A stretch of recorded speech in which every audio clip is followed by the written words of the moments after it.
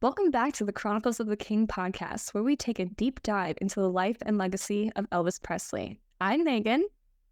And I'm Tessa, and we are two 20-something Elvis fans dedicated to keeping his legacy alive with a research-based approach. Whether you're a die-hard Elvis fan or simply curious about a man who changed the course of music and culture, you're in the right place. We are here to unpack the myths, explore the music, and get to the heart of Elvis's enduring impact. Every other week, we'll bring you research, untold stories, and fresh perspectives on Elvis's journey. From his humble beginnings to his legendary performances, we're here to shed light on it all. So settle in for a podcast made with a lot of TLC for the man himself, one story at a time. Hey guys, and welcome back to Chronicles of the King. Today we're going to be talking about Elvis on Ed Sullivan. We're going to be talking about his 3 different performances, kind of continuing on our little series of Elvis on the little screen. So let's get into it. Yeah, I know. So setting the stage, we already know that Elvis, he performed on the Dorsey Brothers stage show, he performed on the Milton Berle show, and then he did like that infamous show in The Coat and Tails with a Hound Dog on the Steve Allen show. So now we're getting into the Ed Sullivan Show, which was his last, I believe it was last TV appearance before the 68 comeback. I'll have to double check on those. But I mean, these were done before the Welcome Home Sinatra. Yeah, before the Welcome Home Sinatra. The last of the 50s. Yeah. Yeah, last of the 50s. And so these are some of Elvis's most famous TV performances, and definitely part of what added to his, rise as a influential figure in the 1950s. So he performed 3 times on the Ed Sullivan Show. The first was September 9th, 1956. And then just a little bit later, October 28th, 1956, and then January 6th, 1957. And so these performances were what led to Elvis being censored, filmed from the waist up. Scandalous.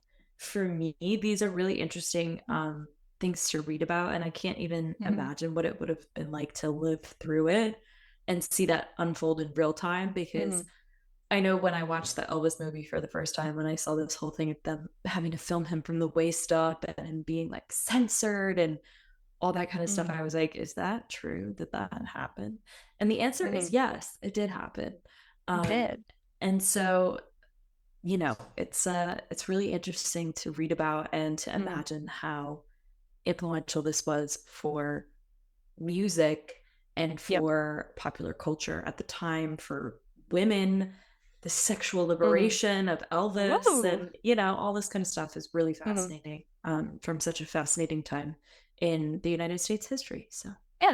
And then speaking about reading, I just have to throw this in there. Doing some research for this podcast, I came across one book, and you know me, I'm your Elvis book girl. There was one book, it was called Channeling Elvis, How Television Saved the King of Rock and Roll. I haven't seen this book anywhere, I've but never heard of it. There's a couple excerpts that I was looking at from some people, who knew Elvis best and worked with him in those early days. And it's just really interesting. I think I need to get a copy for myself, like a physical copy. So I would highly recommend that if you're interested in like that Ed Sullivan era, like the little screen. So definitely check that out. It's on Amazon. I mean, it's absolutely shocking to me whenever I hear about an Elvis book that I haven't read, because I tallied it up the other day. It's over 100 now. Wow, I am stacks. That's ridiculous. That's a ridiculous number of books to have read about one thing. So, but you know what? That's why we do a podcast, because we are well read on all of this. Yes, as we should be.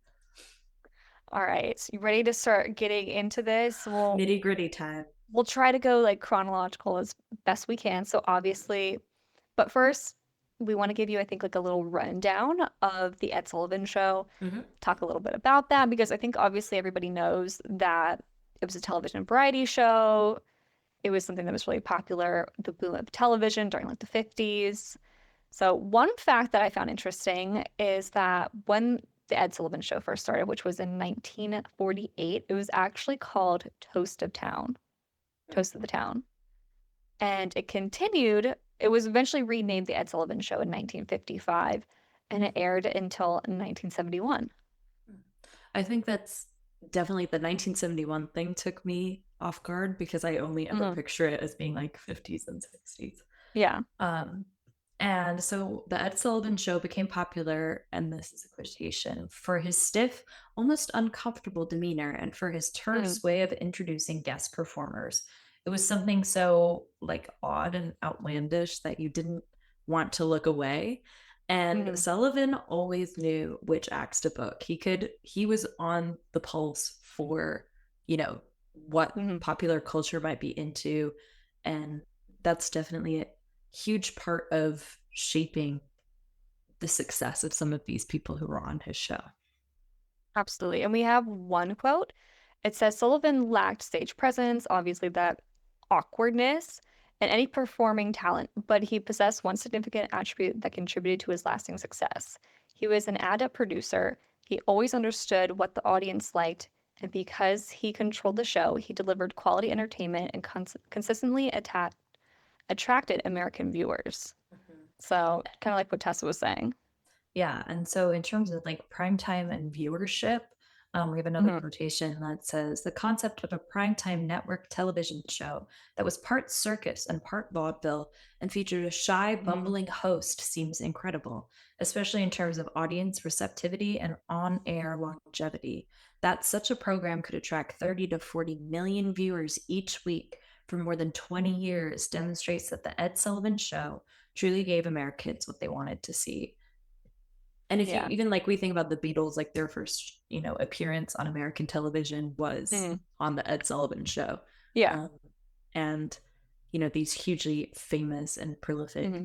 musicians of the time and, for from 1948 till 1971, like Yeah. the who's who was on the Ed Sullivan Show. Exactly. And I always try to think about it kind of like I Love Lucy was during the Mm-hmm. 1950s. It was like this is something that because television was like a pastime for families, like this is something that the whole family is stopping their day, people are off work, and they're just sitting around the TV watching.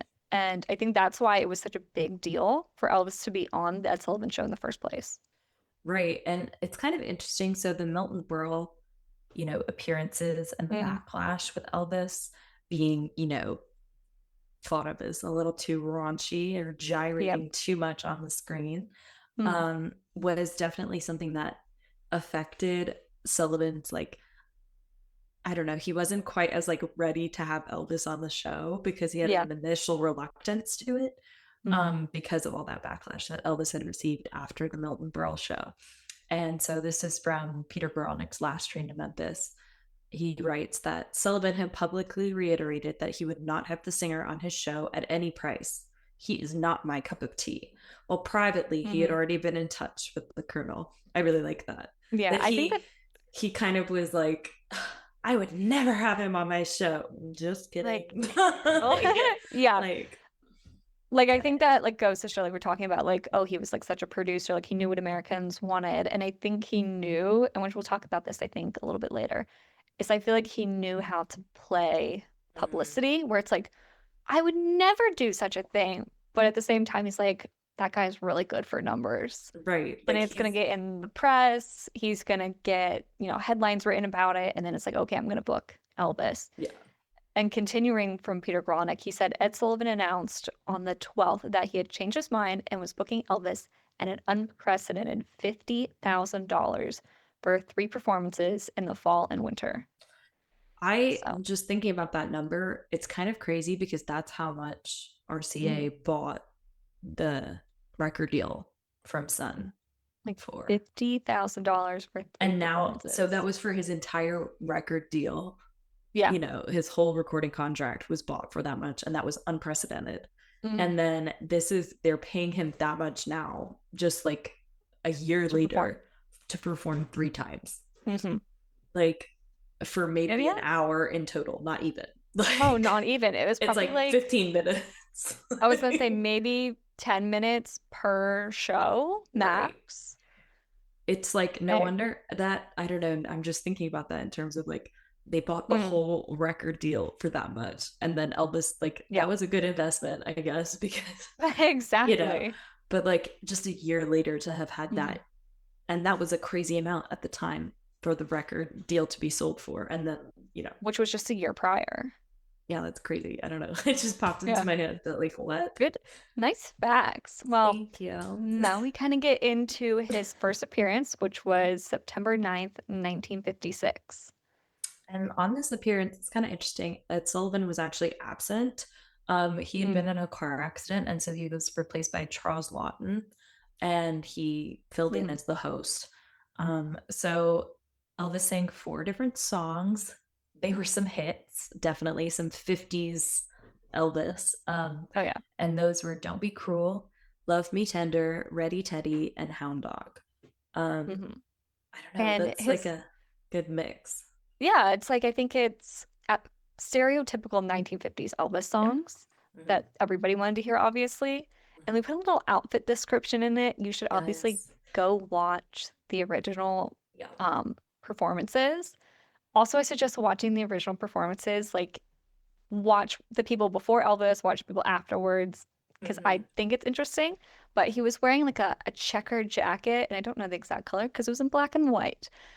He was wearing a little checkered jacket. He had like a little quarter button-up shirt underneath, some black slacks, black shoes, and it was quite the look. It's not as like flashy as the pink jacket, No. but it was giving the pink jacket. It was checkered, like a Yes. larger checkered pattern. Yeah. And so the New York Journal Americans, this author Jack O'Brien, described Elvis's outfit as a ridiculously tasteless jacket and hairdo. Hairdo. Like, Real catchy there. Yes, good one. I thought he looked quite nice, but apparently this guy did not.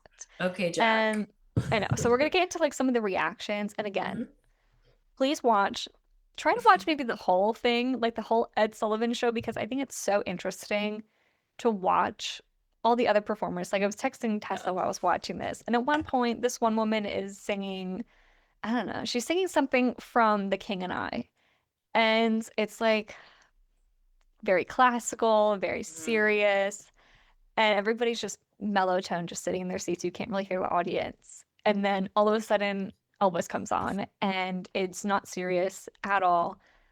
The girls in the audience are going crazy. Yeah. And it's night and day. So please watch.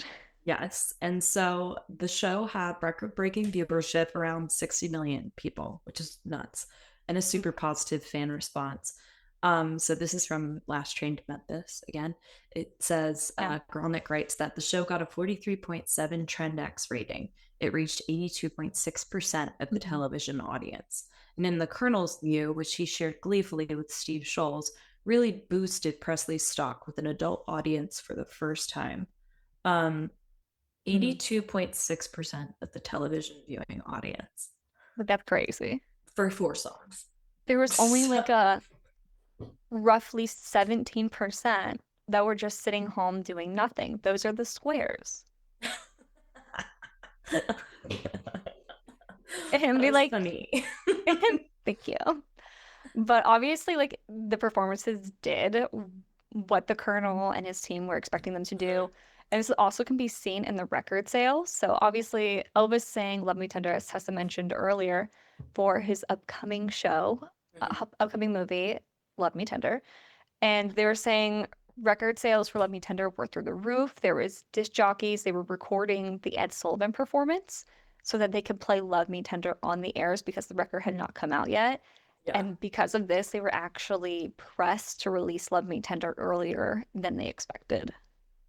Yeah, and this is super interesting, like Jerry Schilling's perspective as, Elvis's friend and kind of like watching Elvis's career from the sidelines.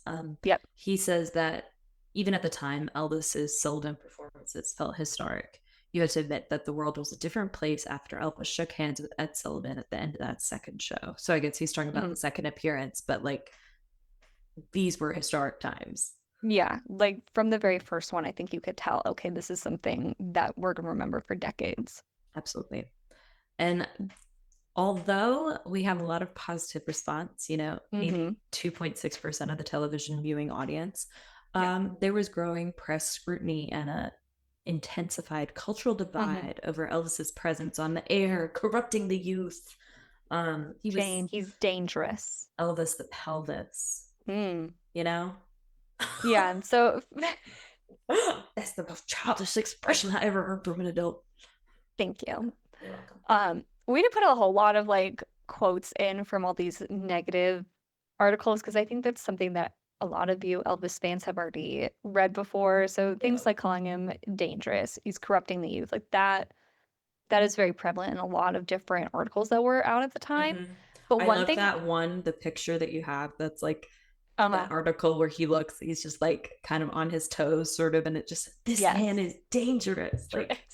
that's kind of, I would have that framed, Like, like, if come I was on. him, Ooh, you know? yes. Be like, look at that. He's just coming to Graceland and This Audubon at man the is time. dangerous. Like, ooh. Yeah. Ooh. But what I found interesting is that there's some people at the time that were saying, yeah, it's no big deal. Yeah. And it's not coming from somebody who knew Elvis. This one is coming from the New York Daily News from Ben Gross. This is September 10th, 1956. He said he merely moved and hopped about a bit. He did not gyrate his pelvis. I guess we'll have to change his moniker. In fact, he gave a completely antiseptic and sterilized performance. Even a spinster could not object to it. That's so funny. And I'm like, Like, it's just really different from the things that yeah, we usually read about those performances. right. Like, and this is a man. I know. He wasn't like, he's trying to steal my woman, which I think was Exactly. probably a lot of it, Oh, beef yeah, and the 100%. that Elvis was getting at the time was Mm-hmm. probably because they were worried he was Yeah. Mr. Steal Your Girl. Yeah, Um, exactly. so now moving on, like just about a month and a half later, Mm-hmm. Elvis performed for the second time in that $50,000 contract on the Ed Sullivan Show Yeah. on October 28th, 1956. And Sullivan was back Mm-hmm. as the host. Once again, we have some classic 50s songs. He just switched Mm-hmm. out one. So this is always kind of interesting to me is like, I guess Yeah. because Elvis was so early on in his career, like what were the hits he Mm-hmm. really had at this point? Like he didn't have that many to choose I from. mean, at the time, he had two full-length albums out. Yeah, that's true. So, Yeah, I guess they just weren't the singles. So like he didn't yeah. have that many singles. And I mean, you gotta so think that I guess, today's day and age, you probably want to change it up more because you yeah, probably see a clip on social media and you're like, all right, I'm saying true. that. People have already seen that. I But need to this, do if you something missed it, new. you missed it. You Like, missed it, you missed it. There was no recording it, watching it later. There yeah, was no social media. So that's why I kind of understand singing the same songs, the same hits. These are the songs that people want to hear. yeah. And so he's saying, "Love me tender, don't be cruel, love me," and Hound Dog. Um, Woo. his outfit, he was wearing like a little white shoes, black slacks, plain coat Mm. with a white shirt and tie, very like buttoned up, um, Yeah, he's very polished. polished. Mm. But still, I think his tie had like a fun little pattern. To me, Yeah. like that looks like a very like 50s. Apart from his Hmm. hair, it just looks like a regular like, I don't know. Okay. It's not like I mean, super. yeah, but his outfits were never like completely tailored. They're a little bit baggier, I guess the way to Yeah, say it, a little bit yeah, more lax. But when you're watching the second appearance, you can obviously tell that he's a little bit more comfortable in what he's doing. This one is another quote we have from Peter Gronick. It said, gone were the explosive nervous energy, the involuntary mannerisms that had dominated his television appearances of just a few months before, even the self-abashed. yeah. So like during his first Hmm. performance, you can see that he like does not know what to do with his hands, like Hmm. not a clue. And Yeah. so in this one you can definitely see it's like he's more in his element, like okay, they liked me after the first one. um and You went also, crazy then. Let's do it again. right, and also probably trying to like Hmm. clean up that like I know what I'm doing image of, Exactly. that I can be controlled Hmm. rather than like this out of control, you know I don't Yeah. know. But, um talking more about the audience reception, right. obviously people were still going crazy, even if he didn't know what to do with his hands. Yes. Mm. And so media discomfort was definitely Mhm. like heating up. This is once more from the King, Peter Grolnick's book. He says, Mr. Sullivan complimented the youngsters in the audience on their comportment. He had asked them not to yell during the song themselves, he said, and they had kept their promise. A number of their reviews suggested that Elvis had been pressured to tone down his act, that either he or the cameras had been urged to restrain his body movements. But there is no evidence of that. Mainly what you see is a great good humor, a manner that exudes utter confidence and a sense of vast amusement both at himself and lovingly his audience. So, it was kind of I don't know if we got really any insight into this in the Colonel book so much. There might have been, very frankly, there were too many letters in there that I just skimmed past. So, there might have been some kind of coordination. I don't know. I don't know that for a fact.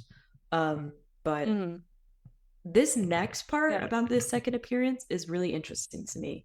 The polio vaccine. Yeah, absolutely. Yeah. So as part of Elvis's appearance, kind of, I guess, a public awareness, if you shall, he famously got the polio vaccine. We did a post, you can see like the picture Elvis getting his little polio vaccine. And there was a quote, this is from Elvis in Last Train to Memphis, and he said, so many kids and adults too have gotten just about one of the roughest breaks that can happen to a person. We can help these people, and the way to do it is this: join the 1957 March of Dimes. And so that's all for polio. And it's crazy that it's like controversial now, I suppose, but that, getting a vaccine on air that's a very conscious choice, especially because people were, maybe apprehensive about it or felt that they didn't know what they were supposed to do. But like Elvis getting that and speaking out so, unabashedly about getting this vaccination and then, trying to appeal to his teenage audience to do like the right thing in that circumstance, it made getting the polio vaccine cool. And of course, it's kind of interesting to think, like, I don't know, I guess that during COVID, like, some celebrities did that too, but but it wasn't the same. I don't know. No, because it wasn't as, like, nowadays it's almost, we're numb to it, I guess, in a way where it's like, okay, I see this all the time, like, whatever, who are you to tell me something? But back in 1956, getting the polio vaccine, and it's Elvis Presley, somebody that the youths look up to. It's like, all right, I can do this. I read some crazy statistics somewhere, and I can't find it, and I can't believe I didn't write it down, but of like the number of people who went and got the vaccine after this appearance. We'll have to find that. That it was just like absurd. Like, I'm gonna find it. You carry. You're gonna find it. Yeah. You want me to carry on, or you want to wait? Well, let's see. How many people got the polio vaccine after Elvis? Doing real-time research. Yeah. Okay. So after Elvis publicly received the polio vaccine, vaccination rates among American youth in New York jumped to 80% after just 6 months. So that's a lot. The move is credited with a dramatic rise of vaccination rates. I mean, it was widely publicized, and not just one newspaper, in several newspapers.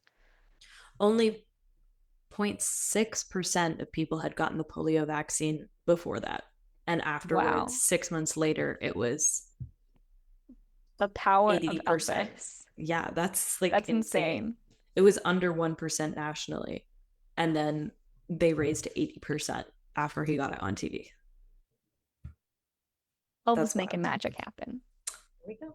And then there was some, even though he's doing good and showing that he can be, an upstanding citizen, he still, there's some political and religious worries, moral panic amongst different communities. And, the moral panic, the critics were calling him Elvis the Pelvis. They called him dangerous. His moves were inappropriate for television and youth. They burned his records. They broke his records. They did crazy things that it's like wild to even imagine that happened. And I was just gonna say, it's wild to imagine, like, obviously these things happen, but at the same time it's like such a conflict of interest, I guess, where it's he's doing phenomenal on TV. Like, obviously, the ratings are showing that this is something that people are really interested in. But at the same time, the TV stations, networks are getting, thousands of letters every single day saying, Elvis Presley, he's dangerous. He's corrupting the minds of the youth and all these different things, writing newspaper articles saying that he's dangerous. But still, again, the ratings are showing he's doing Right. phenomenal. He's obviously making a difference in like the polio vaccines. His records are selling big. So it's not really, I guess, that much of a pushback. Yeah, and what's interesting is that Elvis did sort of tone down some of the more Hmm. risque aspects of his performance. Yeah. And this quotation from Jerry Schilling's book, Being a Guy Named Elvis, is really quite funny to me because he Hmm. he sort of talks about how Elvis still had he had a way of making the girls crazy. Hmm. Yeah, I did. So Jerry writes, as much as the camera tried to contain him, he'd already figured out how to look right through that lens and reach a TV Hmm. audience with the smallest of gestures. And I think you can definitely Hmm. see that in these performances. Like he'll smirk to himself or kind of like Yeah, look like with a knowing, like, I'm not doing what I'm not supposed to be doing, but you can imagine it. exactly. Like, It, it's like it's mhm. a that half smile that he does sometimes. You can Yeah. really see it in these performances of him being like, you know, Hmm. I forgot what song it is, but there's one performance where he's like looking down and there's like just a pause and he just kind of goes, yes. and You're it's like, like, and you're like, oh my gosh, like he's not doing anything. He's just looking at the uh, camera or looking at the audience and yeah, he knew what he was doing. yeah. And so, like, this censorship, it's kind of Hmm. unclear if it like hurt or help his mystique. I think it helped. I think so too. Yeah. Oh, Um, Jerry says too, like, Jerry has a lot to say about these Sullivan performances. he I really mean, does. fair enough. He said Elvis had become an even more controversial figure Hmm. after his first two appearances, but Sullivan didn't flinch from having him back. However, a concession was made to the moral outrage that Elvis had stirred Hmm. up. When he performed this time, he was only filmed from the waist up. As with most acts of censorship, this only made its target even more exciting. Which, like, Ooh. that's crazy because Hmm. it's almost making it like filming someone from the waist up is making it more of a deal than it needs to be. Like you're Yeah. like now we're going to be paying attention to his crotch. Do you know what I mean? Like Well, I mean, you if can you because I just mean, waist up, but yeah, it's but then you're gonna look yeah. back and think like Mm. okay, like it Or just draws more attention to it, I guess. exactly, or maybe like there's more to the imagination now where you're like, Yeah, what is going on that I cannot see? yeah, because also you can probably tell Mm. like he's probably moving in Mm-hmm. like in a way that you can see. It's so crazy to me. Like we can't, as Elvis fan, like modern Yeah. Elvis fans, we can't really even imagine what this was like. Mm-hmm. Um, I wish I could have experienced it. I remember when I was pretty young, I had a Beatles birthday party when I was 8. And my mom had showed me Beatles footage and stuff, and I just liked the Mm-hmm. songs. And she showed me, I think it was A Hard Day's Night, the movie, and the girls just like screaming, and I Yeah. remember thinking, what is like, are they okay? Like, are they like, are they hurt? And my mom was like, no, Mm-hmm. they're having fun. I was like, what? Yeah, So they even are. as a kid, like you can't even picture it. And Mm-hmm. it is fun when we go to Memphis and we go to these events for birthday or, Elvis week, and they Mm-hmm. have some of the footage from like Ed Sullivan or Milton Berle up on the, with the live musicians. Yeah. And you can't help it. Like it's You like just you just can't help but scream like that girl in the Elvis movie. mm. You just can't help it. No. I mean, like I was, like I said, I was watching all the performances. Like I'm just sitting on my couch, like like by myself, like and on your him just phone, like, like yes, yeah. that's exactly what I was doing. So I can't even But imagine like this no. being something no one has ever seen before, and for Hmm. the first time we're all like collectively experiencing this. Like the girlies would have had a field Yeah. day at junior high the next day. Like you Oh would my have come gosh, into school yes. like, oh, Because did this you was a see? Sunday night. Right? Like Monday morning, because even in the prime like One Yes. Direction era, like we'd be like, "Did you see them on X Factor last night?" Like, oh my word! But like, Oh my it was gosh. to the end. Like, Oh my gosh, yes. wild, wild. Anywho, that we wanted to like lead into the final Yes, appearance with just yes. like that the overall Oh, context. And mm-hmm. hmm. And so he got a couple more songs for the last performance. So Yeah, this time he interesting sang choices. Interesting choices. interesting choices. Mm-hmm. He sang Hound Dog, Love Me Tender, Heartbreak Hotel, Don't Be Cruel, Too Much, When My Blue Moon Turns to Gold Again, and Peace in the Valley.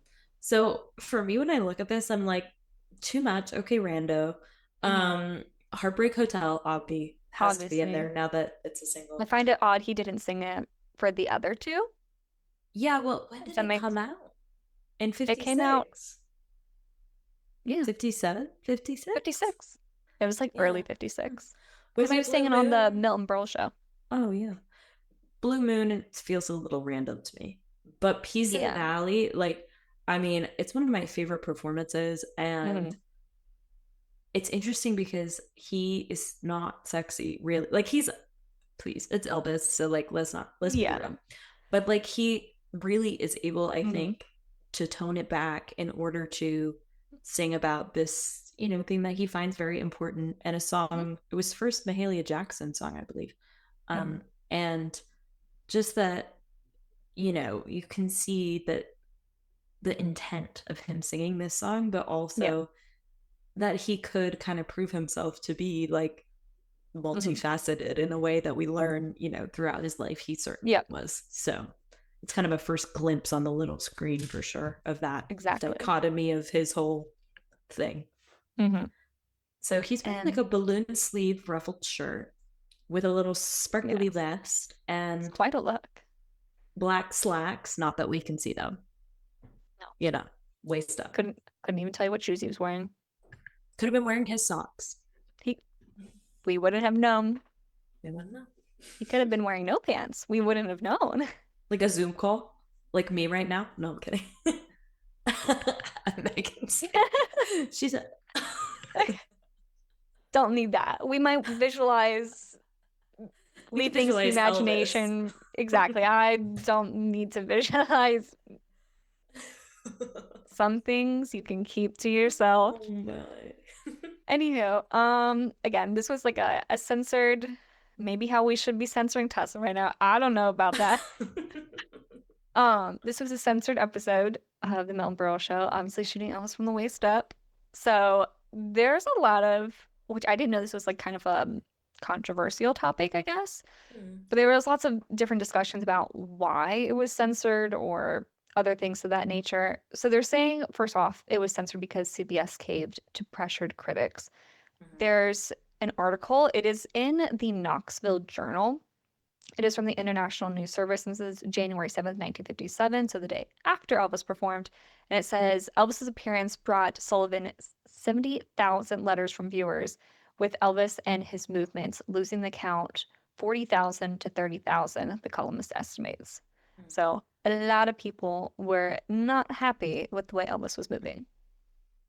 And so then after the show, this is from the Mhm. Knoxville Journal, it says following the show, Sullivan explained the camera work was a compromise aimed to satisfy the doting young Presley fans and the parents and clergy who looked with less than favor on the pivots that Presley dishes.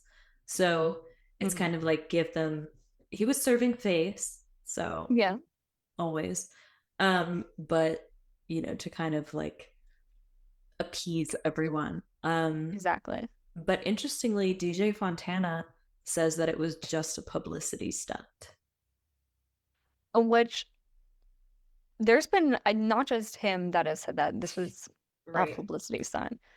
There was another, and continuing on what DJ Fontana said, like exactly, it was a publicity stunt just to get people to watch and see what was really going on. There was nothing going on.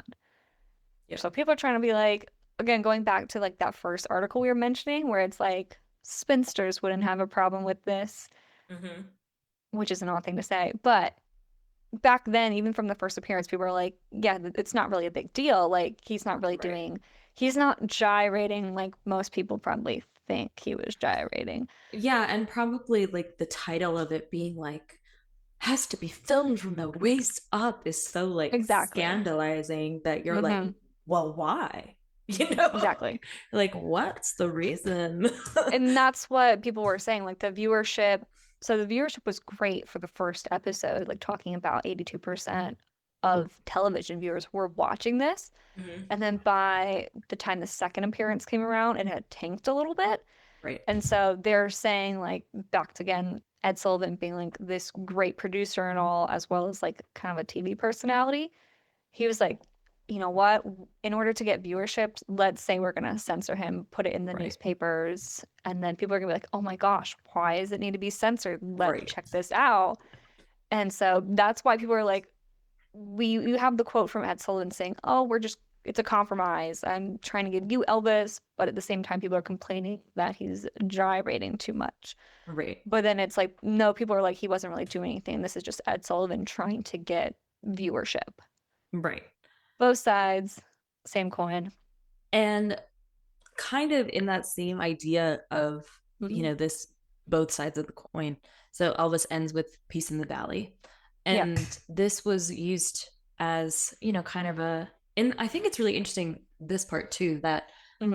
Elvis was using it to raise awareness for hurricane relief efforts at the time. And this kind of, I think, is a first glimpse, this and like the polio vaccine, both of them being, Hmm. a famous person doing something so publicly and, you know, saying what they believed and what they cared about, Exactly. Yep. was a really big deal. And I think kind of gives us a glimpse into the way that Elvis continued throughout his life to be charitable Hmm. and say it's interesting then that later he said, I'm just an entertainer. I don't want to give my thoughts. But I've kind of always said this, Yeah. and I say this about Dolly Parton too, that you don't have to come right out and say I voted for whoever, but that you Hmm. can kind of show what you believe, and it doesn't Hmm. necessarily mean political belief, but your core beliefs as a person and what that Yeah. might reflect through your actions, Hmm. through Elvis's charitable actions, through the songs Hmm. he chose to sing, especially later around 68 and Yeah. around those kind of points, that he was always showing what he believed and what he Hmm. believed was right to do as a person, regardless of what people might have thought about, I don't know, taxes, or you know what I mean? Like he was Yeah. not in that vein of showing like, Hmm. I think that we should do this with our tax money. And he Hmm. never said that, but he showed what he believed about basic human rights and basic um you know I don't know, just his core belief system. He kind of Yeah. showed in that way, and this is an interesting first kind of glimpse of Hmm. that, and also showing how Hmm. important gospel music was to him, um at his core. you know Yeah. I just think that's interesting. And there was always the thing that goes around that was saying that Ed Sullivan didn't want Elvis to sing a gospel song. Right. And I pulled this, there's a video that Angie Marchese did where she's like pulling out several things from the archives pertaining to Elvis's appearance on the Ed Sullivan Show. Mm-hmm. And one of them was a letter from January 3rd, 1957. It is addressed to Elvis. And I wrote it out so we could read it because there's some other important things in it. Yeah, It absolutely. says, "Dear Elvis, we have advised Mr. Sullivan that you are going to be doing the following songs for his show on his show Sunday, January the 6th, when my blue moon turns to gold, too much, and paralyzed," which he did not end up doing paralyzed. I Mm-hmm. wish he would have, because that's one of my favorites. Anywho, when the Colonel went to New York to discuss the setup with Mr. Sullivan for your appearance on Sunday, Mr. Sullivan thought it might be very appropriate for you to sing a hymn or a semi-religious song on the show. This would be in addition to the three you have already scheduled, and if time is permitting. You can certainly sing a hymn very effectively, and I think it would make a very strong impression on the viewers. It has also been suggested by Mr. Sullivan that the hymn be Peace in the Valley, Yeah. which is also very interesting because I think some people think Elvis chose Peace in the Valley for his Mm-hmm. mom, but in reality, it sounds like it was Ed Sullivan who was like, yeah, you should sing like a hymn or like a religious song, and then it should be Peace in the Valley. Yeah. I Fun think it's facts. interesting too because Peace in the Valley Hmm. was written by Thomas Dorsey for Mahalia Jackson. And I think that knowing that, I'm sure Elvis would have known that. Oh yeah. And I just looked this up, and this is pretty interesting. So in 1951, a version of the song, after Mahalia Jackson's version, a version of the song by Red Foley and the Sunshine Boys was a hit, and among the first gospel recordings to sell 1 million copies. So this was like a standard. It came out in 1939, first sung by Mahalia Jackson. And so it's kind of a nice like thing to read, that, I wonder, and I imagine that Elvis might have gotten this letter and been excited by the prospect that someone was asking him to do that. It's kind of like heartwarming, I guess, of a song by someone that he so greatly admired. And I'm sure he, like, knowing him, I'm sure he already loves the song. And so I think, maybe the idea of his mother could have been like that he thought, oh, that's one of my mom's favorites, and that I'm so like kind of kismet that somebody asked him to sing that song. It's kind of a nice image of him being like so excited to sing this, especially in amidst all this controversy that he was facing. So. Yeah. And that was the last song that he chose to sing. And it's kind of, it's really, when you watch it, like the gear change that he has of singing stylistically in each different genre. Just even his voice, like he's so much doing more of the like hiccuping thing that he really did it with his voice, like the bounciness with his voice and the other songs that he doesn't do in the gospel track because it's not like appropriate for the style or the intent. So it's really showcasing him as like a singer and an artist and a spiritual person, all of those things. It's really interesting. Yeah. And so overall, these 3 performances that we were talking about worked to the greater picture of making Elvis kind of legitimized, I guess, in the public eye. He performed on the largest variety TV show within the country at the time. Obviously, the ratings were great. The record sales were doing phenomenal. And I think eventually it solidified him as the household name that he was. Right. And I think Ed Sullivan's, final words after the third performance is that he said, this is a real decent, fine boy. That he gave his like seal of approval on that one in such a way that would have had a, positive impact on Elvis's career trajectory in terms of, oh, well, I guess if the guy who has the family-friendly talk show approves of him, then exactly. And the ratings proved it, despite all this controversy. The ratings proved that Americans loved Elvis. They wanted to see Elvis. Yeah. It was the gyrating. And interesting too that he's now a household name across different racial and regional divides. He's no longer just like left to be famous in Memphis. Like he's famous throughout the country in all households that could afford to have a TV, basically. Like there was no, you can't have a TV. Like everyone who could have a TV was able to have access to the show. So and obviously I think it really also painted him as like this identity figure, like influence for teenagers at the time. And we have this quote also from the New York Times. This is Jack Gould from September 16th, 1956. He said, quite possibly, Presley just happened to move in where society had failed the teenager. Certainly modern youngsters have been subject to a great deal of censure and perhaps too little understanding. Greater in their numbers than ever before, they have been found in Presley they may have found in Presley a rallying point, a nationally prominent figure who seemed on their side. And just as surely, there are limitless teenagers who cannot put up with the boy either vocally or calisthenically.